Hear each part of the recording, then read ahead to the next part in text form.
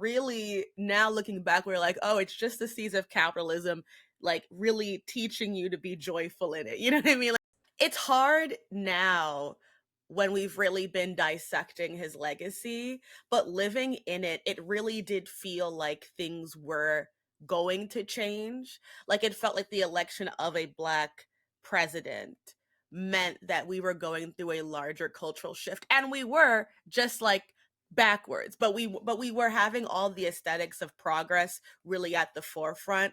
We were seeing conversations about civil rights and diversity and women's rights being taken really seriously, and I think that's a really big shift. I mean, we're seeing at this era, even though it led to like pop culture feminism, a lot more of feminism not being a dirty word anymore. It was no longer just like a punchline of like a type of character that would show up.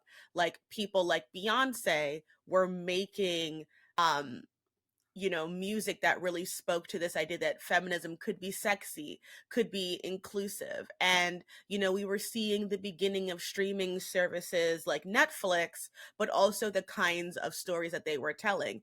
Orange is the New Black was really transformative. And the idea that you could make a series like that, that you were going to watch it all in one chunk, and that it was this very intersectional. It had some issues, of course, like it used the white character Piper as framing, but all of these things at the time felt like a really uh a real shift forward in so many different ways. But really now looking back, we're like, oh, it's just the seeds of capitalism, like really teaching you to be joyful in it. You know what I mean? Like, of like, isn't it fun how we can monetize your civil rights and your social justice? And so I think you have a lot of people who learned that earnestness and then really had to deal with the fallout of it not really coming to pass.